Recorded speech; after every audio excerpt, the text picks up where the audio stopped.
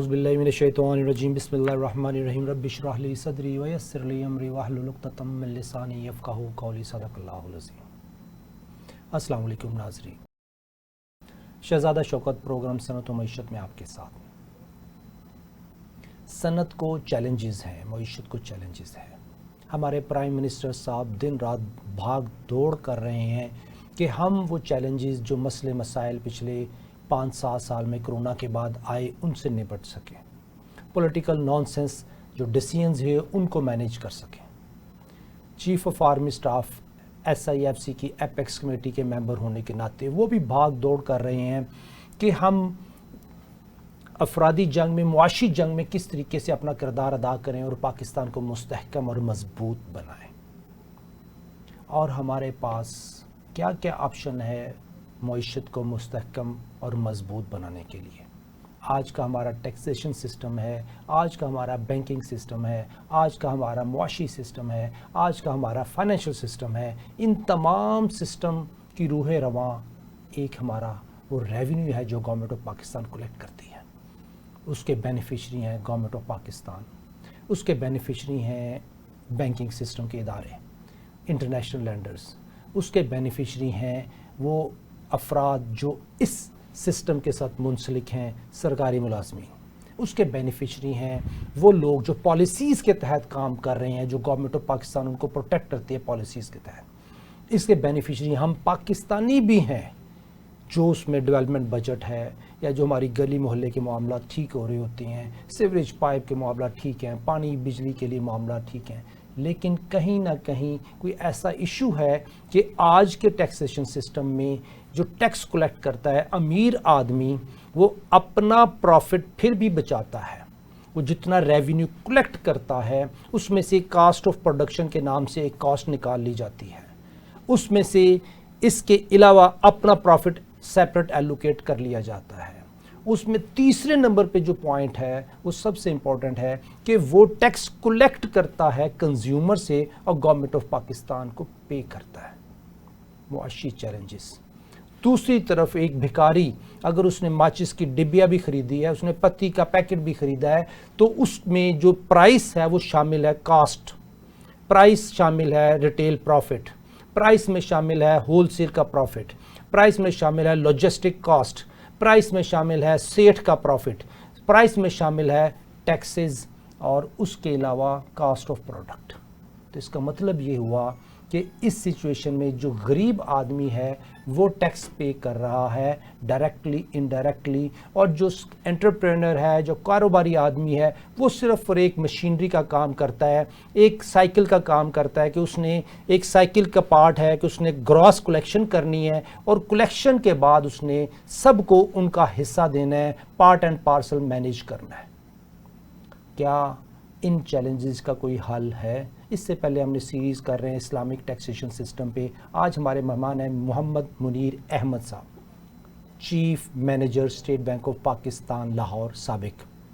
السلام علیکم سر۔ وعلیکم السلام۔ سر ہم نے ایک سلسلہ شروع کیا ہوا ہے اسلامک ٹیکسیشن سسٹم کا۔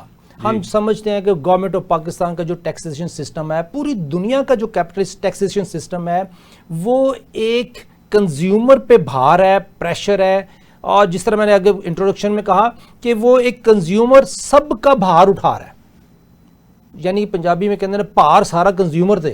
رائٹ۔ تو اس سچویشن میں ہم جو معاشی چیلنجز کو فیس کر رہے ہیں، ہمیں کچھ نظر نہیں آ رہا۔ میں آنے والے بچوں کو، ہماری نسلوں کو، مجھے سمجھ نہیں آ رہی میں اس کو کیا دے کے جا رہا ہوں لائبلٹی۔ کیا بتائیں؟ پلیز اس کے بارے میں تھوڑا سا بتائیں کہ ہم کہاں کھڑے ہیں، آپ کے بارے اس بارے میں آپ کیا ایڈوائز کرتے ہیں؟ اس کے بارے میں یہ عرض کروں کہ جب ہم اکنامک سسٹم کی بات کرتے ہیں تو اس میں معاشی خوشحالی کی بات آتی ہے۔ اکنامک سسٹم کا ایک پارٹ ہوتا ہے ڈسٹریبیوشن۔ اب دیکھنا، ایک پہلے تو کچھ چیزیں پروڈیوس ہوں گی، پھر وہ ڈسٹریبیوٹ ہوں گی۔ اگری۔ ہر اکنامک سسٹم کا ایک بڑا حصہ ہے کہ جو پروڈکشن ہو رہی ہے اس کے فروٹ سارے جو پلیئرز ہیں، ساری سوسائٹی ہے، ان کو ایک ڈیڈیوشیس مینر میں پہنچ جائیں، تاکہ جو معاشرے میں اتنی تقسیم ہے کہ ایک بڑا، جیسے آپ نے بات کی امیر آدمی کی، ایک امیر آدمی وہ امیر سے امیر تر ہو رہا ہے اور غریب سے جو ہے وہ غریب تر ہو رہا ہے۔ یہ اکنامکس کا بہت بڑا مسئلہ ہے، اور ایک اکنامک سسٹم اشتراکیت کمیونزم تو آیا ہی اسی سوال پر تھا، کیونکہ جب یہ صنعتی انقلاب آیا، انڈسٹریل ریولوشن 18ویں صدی میں، اس سے کچھ پہلے ایڈم سمتھ نے بات کی تھی اپنی بک کی ویلتھ آف نیشنز، تو اس کے 100 سال بعد 1860 میں اس کی کتاب آئی ہے، 1776 میں، 100 سال بعد ترقی تو بہت ہوئی، لیکن اس کے ثمرات منصفانہ تقسیم نہیں ہوئے، اور کارل مارکس کا وہ وقت تھا، تو کارل مارکس نے جو تھیوری دی کہ سرمایہ دار غریب آدمی کا جو کنٹریبیوشن ہے، جو لیبر کا کنٹریبیوشن ہے، وہ مشہور تھیوری ہے، تو اس نے کہا تھا کہ اس استحصال کو ختم کرنا، اور اس استحصال کو ختم کرتے کرتے اشتراکیت خود ختم ہو گئی۔ آپ جانتے ہیں کہ 90s میں جو اشتراکی نظام تھا، کمیونزم، وہ ختم ہو گیا۔ آج پوری دنیا کا جو معاشی نظام ہے وہ سرمایہ داری ہے، اور پاکستان کا بھی، جو سارے مسلمان کنٹریز ہیں، ان کا بھی جو معاشی نظام ہے وہ سرمایہ داری ہے۔ اب ہم کیا کر رہے ہیں؟ پاکستان میں ہمارا مسئلہ کیا ہے؟ ہم سرمایہ داری نظام کے اندر رہتے ہوئے ایک معاشی خوشحالی ڈھونڈ رہے ہیں جو اس نظام میں ہے ہی نہیں، جو اس نظام میں ہے ہی نہیں۔ پھر وہاں جو میں نے پہلے آپ سے بات کی تھی کہ جو اسلام کا ڈسٹریبیوشن سسٹم ہے وہ معاشی خوشحالی کی راہ دکھاتا ہے، اور اس کا خاص طور پر ٹیکسیشن سسٹم جو زکوٰۃ اور عشر پر ہے، جو پہلے آپ سے جو میں نے پہلے انٹرویو میں بات کی تھی۔ اب ہمارا مسئلہ کیا ہے؟ ہماری قوم اس کے لیے تیار نہیں۔ سر، قوم سے پہلے جو معاشی خوشحالی تو 1947 میں جو اتنی بڑی ہجرت ہوئی، اسی لیے کی گئی کہ ہم نے مسلمان جینا ہے اس ملک میں، مسلمان مریں گے اور معاشی خوشحالی کے ساتھ جئیں گے الٹیمیٹلی۔ لیکن اگر آپ بالکل کہتے ہیں کہ ہم تیار نہیں ہیں، سر نہیں، عوام تو چاہتی ہے کہ معاشی خوشحالی کی طرف جائیں، لیکن ہماری بیوروکریسی، ہمارے علماء کرام، ہمارے جید سرکاری ملازمین، اور ہمارے جو ٹاپ کلاس جو بیوروکریسی 21ویں 22ویں گریڈ کے لوگ ہیں، ان سب کا کہنا یہ کہ یہ جو ایف بی آر سسٹم جس میں 20-22 ہزار لوگ کام کر رہے ہیں، یہی ہمارا حل ہے، اس کے علاوہ کوئی حل نہیں ہے۔ بیسیکلی عوام تو خوشحالی چاہتی ہے، لیکن یہ جو لوگ ہیں ان کو سینس نہیں ہے، یہ سینسیبل نہیں ہے۔ اصل عوام جو ہے نا، جب میں نے بات کی نا کہ عوام ہم تیار نہیں ہیں، ایز اے سوسائٹی ہم تیار نہیں ہیں۔ دیکھنا اب ہے کہ پہلے ایک پولیٹیکل سسٹم ہوتا ہے، اور جو آپ نے بات کی تھی کہ مائیگریشن وہ کیوں کی؟ For an ideology. پہلی چیز آئیڈیالوجی ہے، اسی سے آپ کا اکنامک سسٹم نکلتا ہے، اسی سے پہلے پولیٹیکل سسٹم نکلتا ہے۔ جو اسلام میں جو ہماری کتاب ہے دی قرآن نے 2 الفاظ بار بار ریپیٹ ہوئے ہیں مختلف آیات میں، اور وہ الفاظ کیا ہے؟ صلاۃ اور زکوٰۃ۔ قرآن یہ کہہ رہا ہے کہ 2 نظام بناؤ۔ ہمارا کیا المیہ ہوا ہے؟ ہم نے صلاۃ کو صرف نماز سمجھ لیا، اور زکوٰۃ کو ہم نے خیرات سمجھ لیا، چیریٹی سمجھ لیا۔ آج بھی آپ گوگل پر سرچ کریں تو وہ کہے گا کہ Islam is a good charity system through زکوٰۃ۔ حالانکہ جو زکوٰۃ ہے وہ اسلام کا ٹیکسیشن سسٹم ہے۔ اب دیکھیے، میں یہ پچھلے مہینے لمس گیا ہوں، میں نے وہاں بچوں سے، اسٹوڈنٹ آف اکنامکس سے بات کی ہے، کہ میں نے ان سے کہا کہ اکنامکس کی زبان میں کہ جو اکنامکس ہے اس کے 2 لیول ہیں۔ پہلے کیا ہے کہ production of goods and services at farms and factories, جسے ہم جی ڈی پی کہتے ہیں، کہ چیزیں پیدا ہو رہی ہیں، اس کے بعد وہ چیزیں مارکیٹ میں آتی ہیں بکنے کے لیے، اور ایک شخص ہے تاجر جو ان کو بیچ رہا ہے۔ اور جب آپ اس پر غور کرتے ہیں تو اتنا خوبصورت نظام ہے قرآن کا۔ پہلا ٹیکس عشر ہے، وہ پروڈکشن پر ہے۔ دوسرا ٹیکس زکوٰۃ ہے، وہ جو پروڈیوس کی چیزیں آپ نے بیچنی ہے، اس سے جو سال کے بعد آمدنی ہوگی، جو خرچہ نکال کے پیسے بچیں گے، اس پر زکوٰۃ ہے۔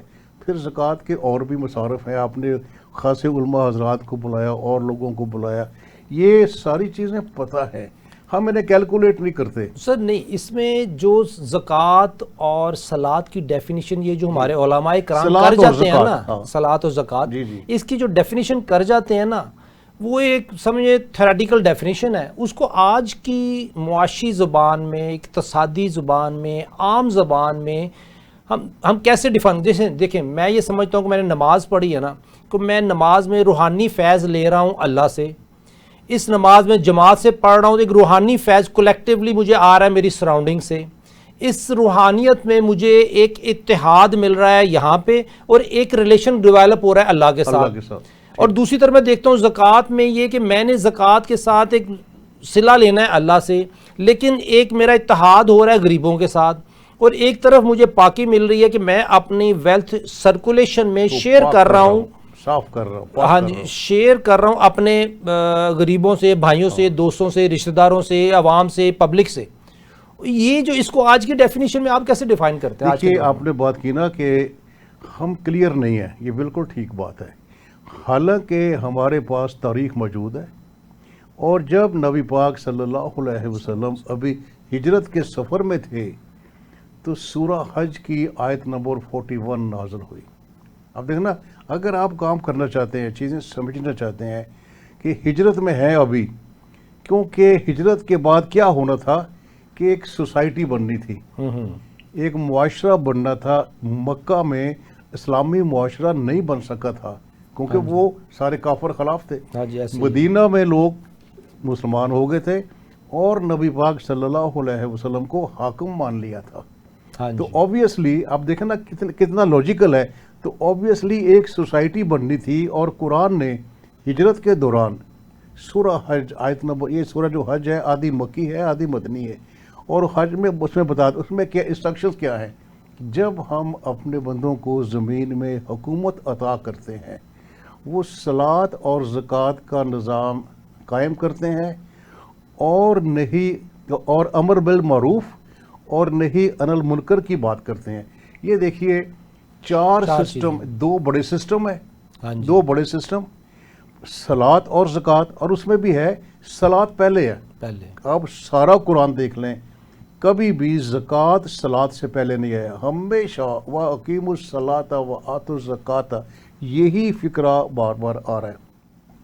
اس کے بعد دو سب سسٹم ہے. امر بالمعروف، وہ کیا ہے کہ آپ نے دین کی پروموشن کرنی ہے، اچھائی کو پھیلانا ہے اور برائی کو روکنا ہے. اور شہزادہ صاحب آپ یقین کریں، آپ دیکھیں جب نبی پاک صلی اللہ علیہ وسلم مدینہ گئے، آپ نے اسی انداز میں جو قرآن کے دو الفاظ تھے اس پر عمل کیا. پہلے کیا کیا؟ فیتھ، مسجد نبوی بنائی، پھر مواخات کیا، ڈیلنگ، اور پھر میثاق Madina, that was a political system. اور اس سے جو تھا نا سارا سوشو پولیٹیکل آرڈر کمپلیٹ ہو گیا. اس کے بعد آپ نے زکوٰۃ پر کام شروع کیا. اب ہمارا کیا مسئلہ ہے؟ ہم سمجھتے ہیں کہ زکوٰۃ ایک خیرات ہے 2.5%، لائبلٹی ہے. اچھا، اب آپ دیکھیں کہ یہ نہیں دیکھنا کہ جو آپ نے زکوٰۃ، یعنی کہ کب آپ زکوٰۃ دیں گے؟ جب آپ پیسے کما لیں گے. پیسے کمانے کس طرح ہے؟ اتنا بڑا کانسیپٹ ہے قرآن کا، حلال اور حرام رزق کا. تو ان فیکٹ جو صلاۃ ہے وہ تو پورا سوشو پولیٹیکل آرڈر ہے، اور جو زکوٰۃ ہے وہ پورا اکنامک سسٹم ہے. اور اسی لیے نبی پاک صلی اللہ علیہ وسلم نے مدینہ میں مارکیٹ بنائی تاکہ اس کو نافذ کر سکے. تو یہ چیزیں ساری ہمارے پاس تو ہیں. دیکھیے 10 سال جو مدینہ کے ہیں بطور حاکم، وہ عملی اقدام ہے. اس میں جنگیں بھی ہوئیں، قریش مکہ سے ہوئی، یہودیوں سے ہوئی، پھر اہل روم سے ہوئی، لیکن ساتھ ساتھ آپ نے یہ نظام نافذ کیا. تو ہمیں یہ جو ترتیب قرآن نے ہمیں دی ہے، جب ہم اپنی سوسائٹی کو ریفارم کریں گے، دیکھنا ہماری سوسائٹی تو بنی ہوئی ہے، ہمیں اس کو ریفارم کرنا ہے اسی انداز میں جیسے ہمارے نبی پاک نے کیا، اسی سیکوینس میں کہ پہلے صلاۃ کا سسٹم. ہمارا اصل پرابلم کیا ہے؟ فیتھ کے ساتھ. تو یہ چیزیں موجود ہیں، اس کو ہم ڈیبیٹ نہیں کر رہے. یہ آپ نے پہلے کام شروع کیا کہ زکوٰۃ پر آپ کا یہ چھٹا 7واں لیکچر ہے. دیکھیں نا اس کا فائدہ کیا ہو رہا ہے. ڈیفرنٹ لوگ اس کو سن رہے ہیں، ڈیفرنٹ لوگ بات کر رہے ہیں، تو ایک چیز سامنے آ رہی ہے. اب ہم کہاں پہنچے ہیں کہ بھئی ساری دنیا کا نظام سرمایہ داری ہے. ہمارے پاس ایک چوائس ہے، ہمارے پاس ایک آلٹرنیٹ ہے ہم اس کو اسٹڈی کریں, اس کو دیکھیں کہ بھی زکوٰۃ سے کتنے پیسے اکٹھے ہوں گے, عشر سے کتنے پیسے اکٹھے ہوں گے, اور ہم کر کیا رہے ہیں. سر اس میں سب سے پہلا تو مرحلہ آپ نے بالکل کلیئر کٹ بتایا کہ زکوٰۃ کمپلسری پیمنٹ کر دی, لیکن اس کے پیچھے ایک پوری تحریک ہے, پالیسیز ہیں, فریم ورک ہے, جسے آج کے ایک policy and legal frame work ہے جس کے تحت آپ نے ارننگ کرنی ہے, ارننگ کرنے کے بعد آپ نے زکوٰۃ دینی ہے. زکوٰۃ تو بعد کی سٹیج ہے, اور حلال کمانا ہے اور حلال چیزیں بیچنی ہے اور حلال طریقے سے آپریٹ کرنا ہے, کسی کے ساتھ ڈنڈی یا زیادتی نہیں کرنی. یہ پورا فریم ورک. پھر زکوٰۃ کا سسٹم, اس کا مطلب سر صلاۃ بھی ایک سسٹم ہے, پہلا سسٹم صلاۃ کا. اس میں محبت اللہ سے بڑھے گی اور ہم آپس میں بڑھے گی. اس میں ایک کمیونٹی سسٹم ڈیولپ ہوگا, مسجد میں اکٹھے ہو رہے ہیں سب, مرد بھی, اور ڈیفینیٹلی اگر عورتوں کی بھی نماز کا حصہ ہے تو وہ بھی. سو ایک اس سسٹم کو پروموٹ کرتے ہوئے ایک اس میں ٹریننگ بھی ہے. جب نماز پڑھ رہے ہیں پروفیسر حضرات یا عالم دین, وہ ایک ٹریننگ سیشن بھی چل رہا ہے, ایک انٹریکشن چل رہا ہے, ایک تبلیغ کا سلسلہ چل رہا ہے سمجھنا. دوسری طرف یہ پورے سسٹم میں اگر ہم پاکستان میں دیکھیں تو اس وقت صرف اور صرف ایک مولوی صاحب ہیں جو بیٹھے ہوئے نماز پڑھا رہے ہیں, اور اس کے پیچھے جو عوام ہے, لیکن ساتھ ان کا ایک کمیٹی سسٹم ہے جس کا ایک صدر ہے, ایک سیکٹری ہے, ایک وہ ہے. تو ہر وقت کوشش کر رہے ہوتے ہیں کہ اس بیچارے عالم دین کو نہ سنب کر کے رکھیں, ڈاؤن پلے کریں, تاکہ وہ کوئی بات نہ کر سکے جو کہ اسلام اور دین اور حق کی ہے. میں اپنی مسجد کی بات کرتا ہوں کہ میرے امام صاحب بڑے اچھے مبلغ اور عالم دین ہیں, مفتی, لیکن کہتے ہیں شہزاد صاحب میں اب لٹرلی اس پولیٹیکل سینیریوز میں جو ہمارے پولیٹکس مسجدوں میں چلتی ہے میں اسے تنگ آ گیا. کہتے ہیں میں جہاں جاب کرتا ہوں وہاں حرام اور حلال, میں تنگ آ گیا. تو ہم بول نہیں سکتے. یہاں پہ دیکھیں, سب سے پہلے اگر ہم نماز کو ٹھیک کرنا ہے تو یہ چیزیں ٹھیک کرنی ہے, پھر ہم نے زکوٰۃ والے سسٹم کی طرف آتے ہیں. پہلے نماز کے اوپر تھوڑا سا بریف کریں گے, پھر ہم زکوٰۃ کی طرف آتے ہیں. نماز کے بارے میں یہ پہلا جو ہے نا, جو اصل کرکس ہے وہ آپ کا فیتھ ہے. اب دیکھیے فیتھ میں کیا ہے کہ آپ نے کلمہ پڑھ لیا, ایک آدمی لاہور میں بیٹھا ہے, ایک آدمی نیو یارک میں بیٹھا ہے, ایک آدمی گورے رنگ کا ہے, ایک آدمی کالے رنگ کا ہے, ایک آدمی کسی نسل سے ہے. جو اصل خوبصورتی ہے ہمارے ایمان کی, جو میں نے جیسے کہا تھا نا کہ ہم نے ہجرت کیوں کی تھی, فار این آئیڈیالوجی. زندہ تو ہم وہاں بھی تھے, جو ہمارے آباء و اجداد تھے وہ انڈیا میں بھی زندہ تھے. اور ایک اور چیز میں آپ سے شیئر کروں کہ جب یہ بحث چل رہی تھی کہ آزاد وطن ہونا چاہیے, تو کچھ مسلم لوگوں نے کہا تھا کہ ہم تو یہاں بھی آزاد ہیں, ہم تو یہاں بھی آزاد ہیں, نماز پڑھتے ہیں, عید کی نماز پڑھتے ہیں, قربانی کرتے ہیں. تو اس پر علامہ اقبال کو بہت غصہ آیا تھا. انہوں نے ایک شعر کہا تھا, ملا کو جو ہے ہند میں سجدے کی اجازت, نادان یہ سمجھتا ہے کہ آزاد ہے اسلام. اصل جو جسٹ ہے اس شعر کا, علامہ صاحب ناراض ہوئے تھے کہ ملا کو جو ہے سجدے کی اجازت, سجدہ کمپلیٹ اسلام نہیں ہے. لیکن جو نماز ہے بہت بڑا رکن ہے, اور جو علامہ اقبال نے اس کی تشریح کی ہے کہ جو توحید کا کانسیپٹ ہے کہ اللہ ایک ہے, پھر یہ جو سلسلہ ہے نبوت کا, 3 چیزیں آتی ہیں, مساوات, اخوت اور آزادی. یہ جو اقبال کا چھٹا خطبہ ہے اس میں یہ چیزیں اقبال نے بیان کی. اور ایک اور چیز آپ سے شیئر کروں, اقبال نے کہا اسپرچول ڈیموکریسی. اب دیکھیں نا, ہم جمہوریت کے پیچھے پڑے ہوئے ہیں, اقبال کیا کہتے ہیں, اور انہوں نے کیا جو چھٹا خطبہ ہے اس کا جو آخری لائن ہے کہ ہم پہلے ایک معاشرہ بنائیں, جو روحانی معاشرہ ہو, وہ کیا ہوگا, ایمان کی بنیاد پر. پھر ہم ایک روحانی بھائی چارہ بنائیں, اسپرچول بردرہڈ. اس کی مثال کیا ہے, مواخات مدینہ. دیکھیے ساری باتیں مدینہ سے لنک ہے کہ مواخات مدینہ کیا تھا. مکہ کے لوگ سردار لوگ تھے, گلوبل ٹریڈر تھے, دین اسلام کی خاطر فار آئیڈیالوجی کے لیے مکہ چھوڑ کے مدینہ آئے تھے. اچھا وہاں کیا تھے, وہ بے گھر تھے, کوئی پیسہ نہیں تھا. وہاں پر جو مدینہ کے امیر لوگ تھے, پہلے سے سیٹل لوگ تھے, انہوں نے اپنا بھائی بنا لیا. مواخات کیا ہے کہ یہ نا کہ ایک اشتراکیت کی بات کرتے ہیں کہ بھائی چارہ موافقت یہ ہے کہ جو امیر آدمی ہے وہ اس کی جو غریب کی مدد کرتا ہے اس کو جوڑ دیتا ہے. جیسے میں نے عرض کیا تھا غریب اور امیر کی کہ یہ کفالت. جو خوشحالی ہے یہ صلاۃ کے نظام سے پہلے بسم نکلتی اللہ ہے, الحمدللہ. صلاۃ کے نظام سے نکلتی ہے. اور پھر میں ایک اور چیز آپ سے میں بریک کا وقت ہوتا ہے منیر صاحب, ہم بریک کے بعد یہیں سے شروع کرتے ہیں. مواخات جس میں غریب اور ایک امیر دوست اور غریب دوست آپس میں ایک ہو جاتے ہیں. انشاءاللہ بریک کے بعد دوبارہ بات کرتے ہیں. ویلکم بیک ناظرین, شہزادہ شوکت, پروگرام صنعت و معیشت. محمد منیر احمد صاحب, chief manager state bank of Pakistan سابق لاہور, ہمارے ساتھ ہیں. ہم بات کر رہے تھے سر مواخات, مشکل اردو ہے, بریک پہ جانے سے پہلے بات کر رہے ہیں, میرے منہ سے نکل ہی رہا تھا مواخات. جی جی, اس کو سر آج کی لینگویج میں اردو یا انگلش میں ہمیں بتائیں گے کیا اس کا مطلب کیا؟ روحانی بھائی چارہ, روحانی بھائی چارہ, اسپرچول بردرہڈ. اب یہ دیکھیں نا, میں چونکہ میری اس پر ریسرچ ہے, میری اسٹڈی ہے کہ ایسی چیزیں ہمیں ملتی ہیں اور جو ہسٹری کا حصہ ہے اور ہمارے نبی پاک صلی اللہ علیہ وسلم کی سیرت پاک کا حصہ ہے, ہم ان کو اس انداز میں نہیں پڑھتے. اور میں ایک اور بات آپ سے کروں کہ دیکھو نا, پہلی تو ہے آئیڈیالوجی. صلاۃ اور زکوٰۃ کا جو دو نظام ہے وہ آئیڈیالوجی ہے. اب اس نظام کو سٹرونگ کرنے کے لیے, مضبوط کرنے کے لیے قرآن نے دو سب سسٹم دیے ہیں. وہ سب سسٹم کیا ہے؟ امر بالمعروف اور نہی عن المنکر. یہ کیا ہیں؟ اس پر میں نے بڑا ڈھونڈا ہے.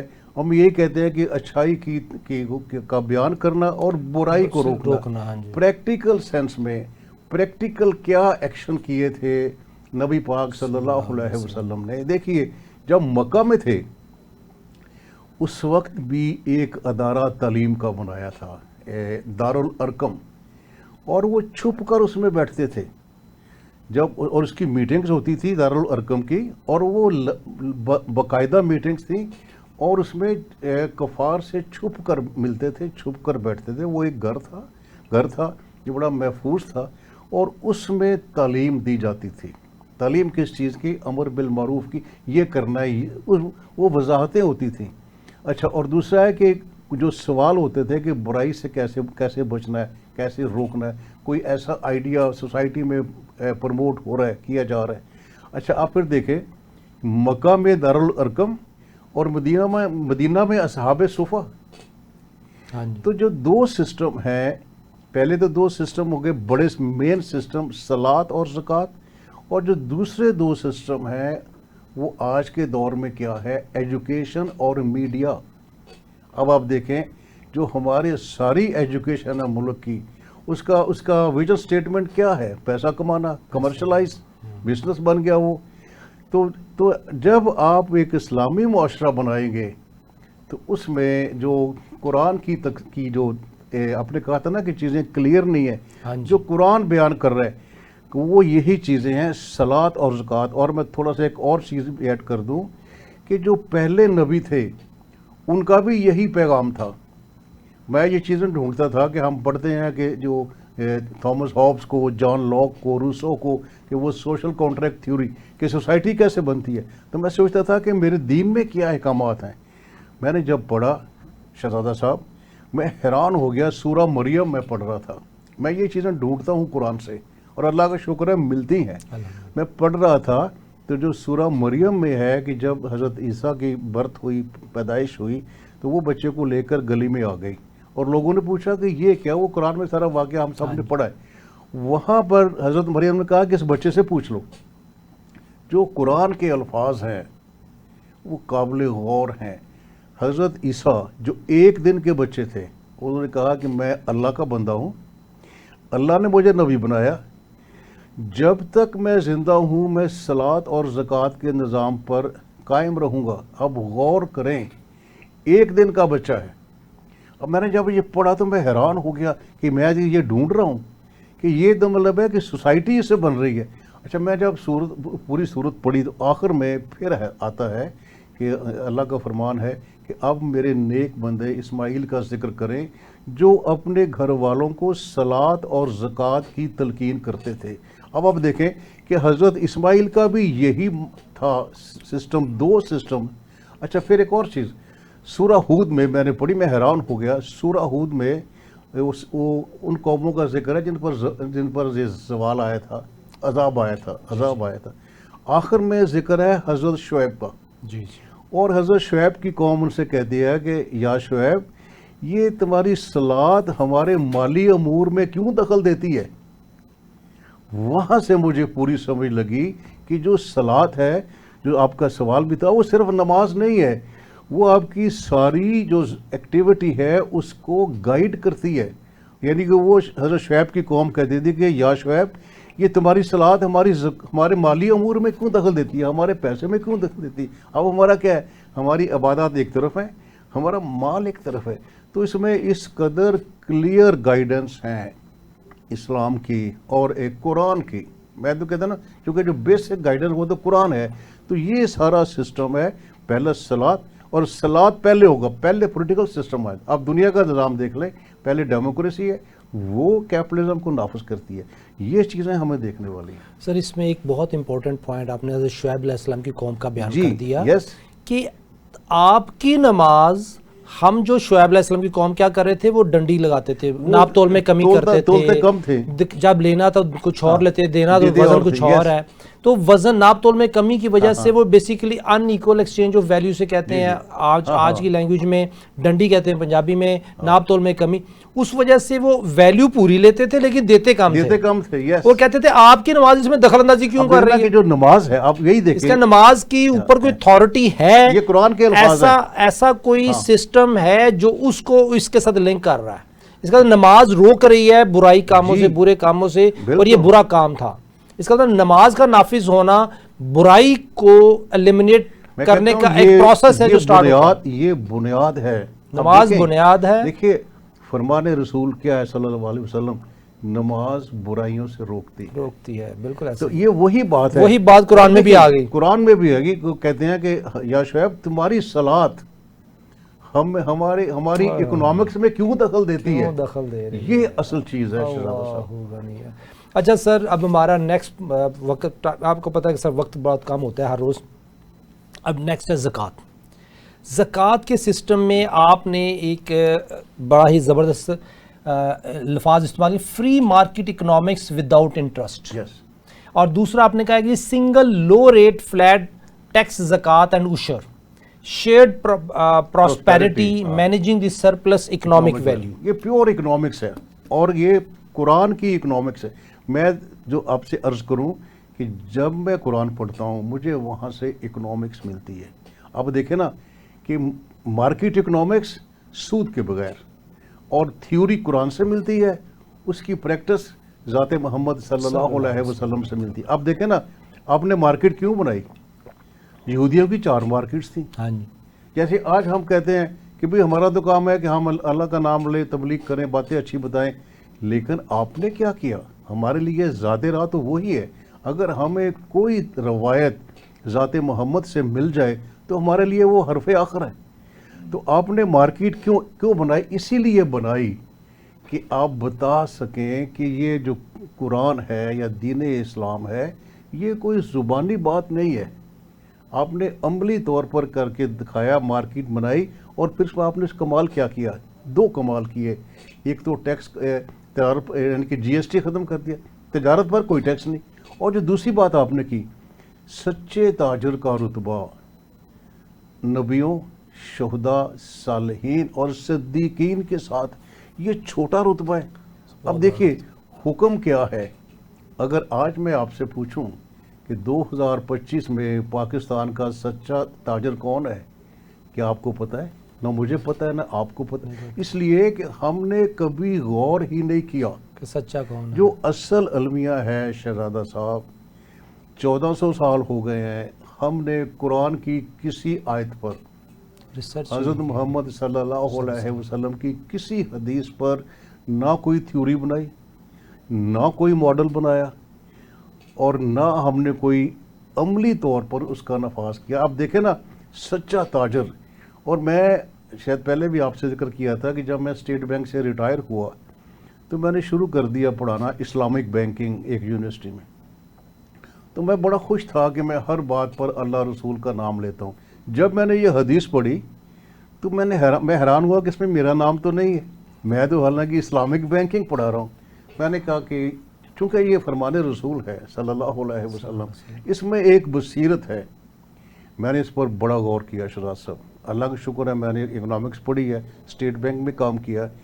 آج کے دور میں یہ ایک حدیث, میں اس کو بڑا لاؤڈلی کہنا چاہتا ہوں کیونکہ یہ فرمان رسول ہے صلی اللہ علیہ وسلم, کہ آج کے دور میں تاجر کون ہے, اس کی ہم تشریح کرتے ہیں جی ڈی پی سے. آپ دیکھیں نا کہاں وہ 7ویں صدی, آج 2025 کا کانسیپٹ جی ڈی پی کا. جی ڈی پی کیا ہے آپ ماشاءاللہ جانتے ہیں, چارٹرڈ اکاؤنٹنٹ ہے. Goods and services produce in a country in a year. اب کیا ہے کہ ایک آدمی گندم بیچ رہا ہے وہ بھی تاجر, ایک آدمی لیکچر دے رہا ہے وہ بھی تاجر, وہ سروسز بیچ رہا ہے. یعنی آپ کنسلٹنٹ ہیں, آپ اپنی کنسلٹنسی بیچتے ہیں, آپ بھی تاجر ہیں. ایک حدیث سے نبی پاک صلی اللہ علیہ وسلم نے پورے معاشرے کو اس میں شامل کر لیا. یہ چیزیں, اور میں نے پہلے بھی آپ سے عرض کیا تھا, مجھے بڑی خوشی ہو رہی ہے آپ ان چیزوں کو ڈسکس کر رہے ہیں. ایک لحاظ سے آپ ایک ڈیبیٹ جنریٹ کر رہے ہیں. جب میں نے کہا نا میں لمس میں گیا ہوں اور میں I was some what scared کہ لمس کے بچے بچیاں ہیں وہ سارا کیپٹلزم کو پڑھ رہے ہیں, اور اکنامکس ڈپارٹمنٹ آپ یقین کریں ان بچوں نے سنا ہے اور سوال کیا ہے کہ جب سسٹم اتنا اچھا ہے ہم کرتے کیوں نہیں. اور میں نے کہا بچوں آپ کریں, اس پر کام کریں. جب آپ کام کریں گے یہ آئیڈیا پھیلے گا, اور پھر جب ہم اس پر خود عمل کر لیں پھر پوری دنیا کو پیش کر دیں. دنیا بھی ان مسائل سے دوچار ہے, معاشی خوشحالی. تو یہ اتنا زبردست میسج ہے صلاۃ اور زکوٰۃ کا. اور جو دوسرے 2 سسٹم ہیں, اگر ہم ان سسٹمز کی لائٹ میں اپنی سوسائٹی کو بنائیں گے تو سمجھے خوشحالی, جو معاشی خوشحالی ہے اس کا آغاز ہو جائے گا. سر اب آخری پورشن میں ہم پروگرام کے جو ہمارے کمپیریزن ہے 2 سسٹمز کا, ٹھیک, اس کے اوپر تھوڑا بات کرنا چاہیں گے کہ ایک عام آدمی, ایک سمجھ لیں گنڈیریاں بیچنے والا دوست ہے ہمارا, اس کی بھی ایک لائف ہے, اس نے یہاں سے کمانا ہے اور اس سسٹم کا حصہ بننا ہے جو کنزیومر سسٹم ہے, چاہے بجلی کا بل دے گا, پانی کا بل دے گا, پتی خریدے گا. اسی طرح جو دوسری طرف ہمارا بھائی بیٹھا ہوا ہے, کہیں استاد لگا ہوا ہے کسی پرائمری اسکول میں, اس نے بھی وہاں سے سروسز بیچنی ہے اور واپس اسی سسٹم کا حصہ بننا ہے جو صلاۃ اور زکوٰۃ کے تحت اور جو امر بالمعروف نہی عن منکر کے تحت وہ 4 پلرز کے تحت چل رہا ہے. ابھی جو ہماری یہ جو سسٹم اگر زکوٰۃ کا امپلیمنٹ کر دیتے ہیں, اول تو یہ ایف بی آر والے دوست ہمارے جو بیٹھے ہوئے ہیں منسٹری آف فائنانس میں, وہ تو خیر ایک مکھی پہ مکھی مار رہے ہیں, ایک سسٹم کا حصہ ہیں. تو حضور صلی اللہ علیہ وسلم نے سسٹم ختم نہیں کیا تھا مدینے کا, انہوں نے پیرل اچھی چیزیں رکھ لی تھیں, اچھی چیزیں کاپی کی تھی, اچھی چیزیں کاپی کر کے سسٹم اپنا کھڑا کیا تھا, لیگل فریم ورک اپنا تھا, پالیسی فریم ورک اپنا تھا, امپلیمنٹیشن فریم ورک اپنا تھا, اس کا حصہ یا اس کے اندر مرج نہیں کیا تھا. آج کا ہمارا ملا, آج کے مفتی تقی عثمانی صاحب, آج کے ہمارے منسٹر فائنانس, آج کا ہمارا بیوروکریٹ, وہ یہ کہتا ہے کہ ہمیں ایسا حل دو کہ اسی سسٹم کو ٹھیک کیا جائے. جبکہ میری فیڈرل شریعہ کورٹ میں 2019 20 21 22 کی بات بتا رہا ہوں, میں نے کہا جی ریاست مدینہ اتھارٹی ایکٹ کے تحت اگر آپ نے کام کرنا ہے تو اس سسٹم کے پیرلل ڈاکومنٹیشن شروع کر دیں, اس عوام میں ایک بازار دے دیں, ایک مارکیٹ دے دیں, ایک پلیٹ فارم دے دیں. میں نے ڈاکومنٹ کیا کہ جی اس کے تحت اگر بازار پیرلل سسٹم پہ کھڑا کریں گے تو ہم آگے کے چل پڑیں گے. اس سلسلے میں ابھی آپ سے سوال یہ ہے کہ ایک تو پیرلل سسٹم کا آئیڈیا, اور دوسرا یہ جو دونوں سسٹم ہیں ان کے کمپیریزن میں آپ کیا کہتے ہیں؟ دیکھیے ہم اس میں پہلے بری طرح مار کھا چکے ہیں اسلامک بینکنگ کے سلسلے میں. بالکل وہ لطیفہ ہی ہے سر. اب دیکھیں نا, آپ مجھے بتائیں کہ کیا مجھے حرام اور حلال میں امتیاز کرنے کا چوائس ہے؟ کیا مجھے دین یا مجھے یا آپ کو یہ حق دیتا ہے کہ میری مرضی ہے میں حلال کا انتخاب کروں یا حرام کا؟ میرے کو کوئی آپشن ہی نہیں ہے. یہ پیرلل بینکنگ کیا ہے؟ What is this parallel banking? کہ بھئی وہ حرام ہے وہ حلال ہے, آپ کی مرضی ہے, جہاں مرضی چلے جائیں. اچھا یہی پرابلم ہے اس میں جو بات آپ نے کی ہے. آپ یہ سن کے خوش ہوں گے, علامہ اقبال نے بھی یہی بات کی تھی. نہیں یار لازم ہے تعمیر کے لیے تخریب تمام، لازم ہے تعمیر کے لیے تخریب تمام. یہ پیچ ورک نہیں ہے. اوکے دیکھنا یہ اقبال کہہ گئے، کیونکہ اس اقبال کے جیسے میں نے کہا تھا نا، وہ جو شعر تھا کہ ملا کو جو ہے ہند میں سجدے کی اجازت، یہ سوچ اس وقت بھی تھی کہ انگریز چلا جائے گا، آزادی مل جائے گا. آزادی تو پہلے بھی ہے، ٹھیک ہے. تو ہمیں کیا قرآن کیا کہتا ہے کہ دین میں مکمل طور پر داخل ہو جاؤ. پیچ ورک نہیں دین الاؤ کیا دین نے. اب کیا ہوگا؟ اب دیکھیے، میں نے 3 جگہ کام کیا ہے اسٹیٹ بینک کا ایز چیف مینیجر. سر ہمارے پاس 4 منٹ ہیں سیالکوٹ میں سم اپ کروں. سیالکوٹ، گجراوالا اور لاہور.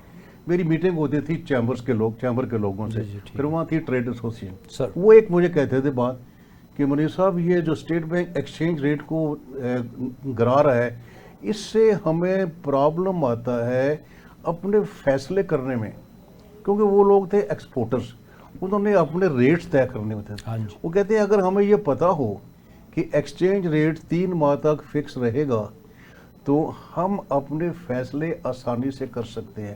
یہی چیز ہے ود ٹیکسیشن.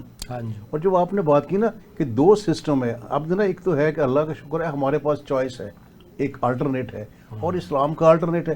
اب دیکھیں کہ ایڈم اسمتھ نے 4 اصول دیے تھے ٹیکسیشن کے، کہ ایک تو اس میں مساوات ہو، اس میں آسانی ہو، اور اس میں کہ ایفیشنسی ہو، اکانومی ہو، اور ہے کہ پرابلم نہ بنے. اب دیکھیے جو کیپٹلسٹک ٹیکسیشن سسٹم ہے اس میں کیا پرابلم ہے کہ وہ بڑھایا جا سکتا ہے. اب ہے کہ ابھی 1 مہینے بعد بجٹ آئے گا، گورنمنٹ کی مرضی ہے جتنے مرضی ٹیکس لگا دے. اسلام کے ٹیکسیشن سسٹم کی کیا خوبصورتی ہے، پہلے کیا ہے فلیٹ ریٹ. اچھا اب کیا ہے، جو بیچارے تنخواہ دار لوگ ہیں، میں خود تنخواہ دار رہا ہوں، اب تو ریٹائرڈ ہو گیا ہوں، وہ بیچارے پس رہے ہیں، ان پر ہائر سلیب ہے. اسلام میں ایک عورت کے پاس 10 تولے سونا ہے یا 100 تولے سونا ہے، زکوٰۃ 2.5% ہے، اس پر بھی 2.5% ہے، اس پر بھی 2.5%. اور جو دوسری خوبصورتی ہے، اس ریٹ کو بڑھایا نہیں جا سکتا. نا کہ 7ویں صدی کا ریٹ ہے 10% عشر پر، زکوٰۃ پر 2.5%. اسی کو لے کے چلنا ہے. مجھے لوگوں نے بڑا سوال کیا تھا، پھر میں نے کیلکولیشن کی. جو میری کیلکولیشن ہے، آپ اگلے پروگرام میں یا کسی بات میں ہم ڈیٹا دکھائیں گے اپنی پوری سوسائٹی کو. میں نے پھر کیلکولیٹ کیا. مجھے نے کہا منیر صاحب یہ آپ زبانی باتیں کر رہے ہیں کہ 3 ٹیکسوں سے سارا ملک چل جائے گا، گورنمنٹ کے تو اتنے خرچے ہیں. اس وقت کہتے ہیں کہ 70 ٹیکس ہیں پاکستان میں، 70 کے آس پاس. تو آپ بات کرتے ہیں 3 ٹیکسوں کی. تو منیر صاحب یہ بتائیں، آپ تو ریٹائرڈ چیف مینیجر ہیں، آپ کوئی ایک مذہبی بات تو نہیں کر رہے، کیسے ملک چلے گا؟ اللہ کا شکر ہے میں نے کیلکولیٹ کیا شہزادہ صاحب، 18,000 ارب روپیہ 3 ٹیکسوں سے اکٹھا ہوگا. ابھی ہو رہا ہے 12,000، 12.9 بلین، اور لوگوں کی جان نکل گئی. اور یہ بھی شاید نہ پورا ہو کیونکہ اب 1 ماہ رہ گیا، 1.5 ماہ. تو میرا جو بات کرنے کا مطلب ہے کہ ہم اس کو کبھی اپلائی نہیں کرتے. اب دیکھنا کہ بجٹ آئے گا جون میں، ہمارے بڑے بڑے اکانومسٹ بیان دیں گے کہ یہ ٹھیک کر دیں، وہ ٹھیک کر دیں.